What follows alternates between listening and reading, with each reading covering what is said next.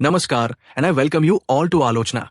पूर्व राजनयिक विकास स्वरूप का मानना है कि वॉशिंगटन द्वारा नई दिल्ली पर लगाई गई प्यूनेटिव टैरिफ्स की एक बड़ी वजह यह है कि अमेरिकी राष्ट्रपति डोनाल्ड ट्रंप इस बात से नाराज है कि भारत ने मई में हुए सैन्य संघर्ष के बाद पाकिस्तान के साथ उनके कथित पीस डील कराने के रोल को कोई श्रेय नहीं दिया।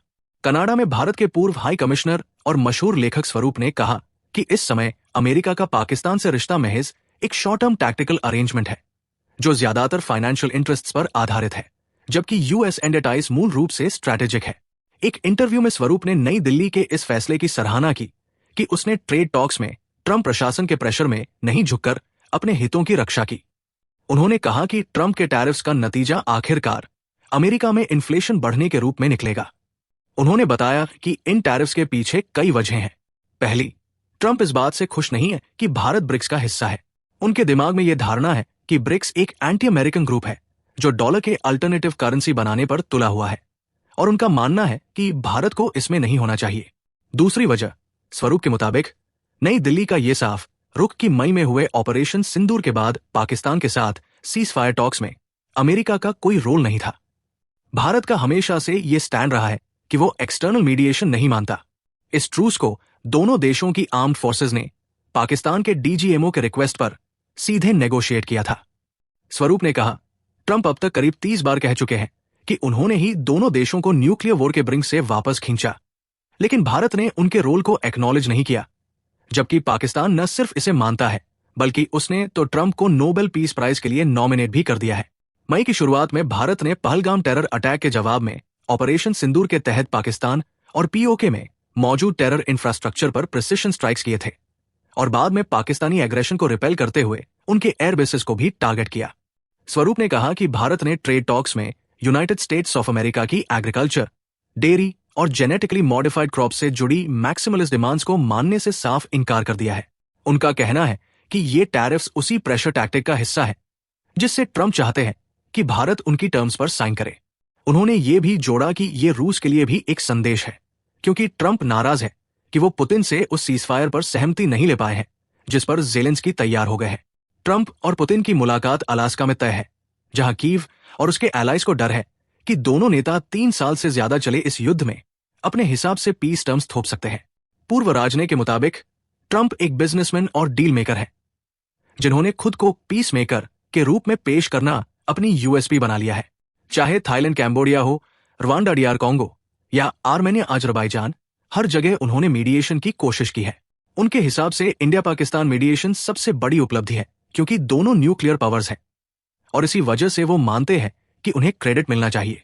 स्वरूप ने कहा कि ट्रंप दिल से नोबेल पीस प्राइज चाहते हैं और अगर उन्हें रशिया यूक्रेन के बीच सीज फायर कराने में सफलता मिलती है तो वो इसे अपने लिए टिकट मानेंगे। उन्होंने साफ कहा कि हालिया United states of America tilt towards Pakistan के लिए भारत की फॉरेन पॉलिसी को ब्लेम नहीं किया जा सकता। पाकिस्तान ने लॉबिंग और स्ट्रैटेजिक कम्युनिकेशन फर्म्स के जरिए वॉशिंगटन में अपनी पहुंच बढ़ाई है।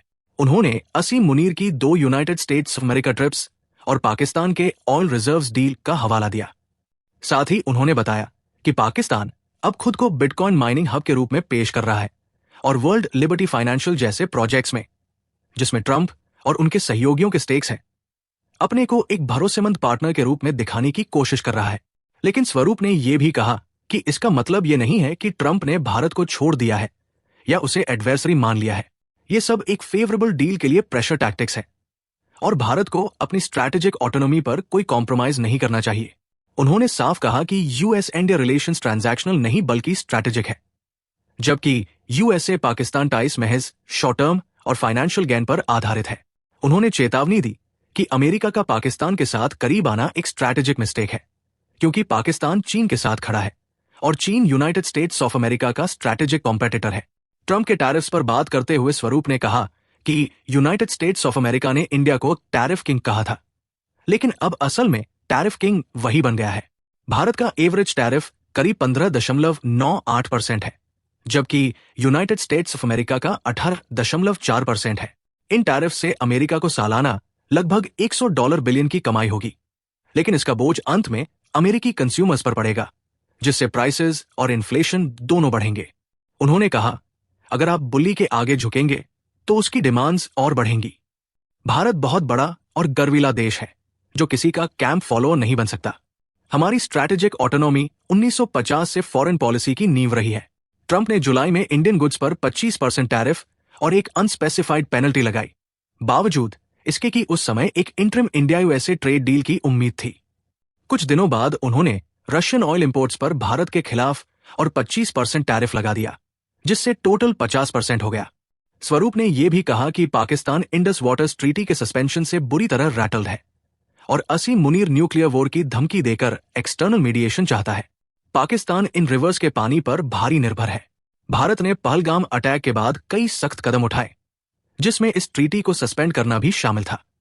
स्वरूप के अनुसार पाकिस्तान अब डैम्स को मिसाइल अटैक से उड़ाने की धमकी दे रहा है, लेकिन असल में यह सिर्फ वर्ल्ड अटेंशन पाने के लिए न्यूक्लियर ब्लैकमेल है। भारत ने United states of America visit के दौरान पाकिस्तानी आर्मी चीफ के इन रिमार्क्स की कड़ी निंदा की, जिसमें उन्होंने खुले तौर पर न्यूक्लियर थ्रेट दिया था।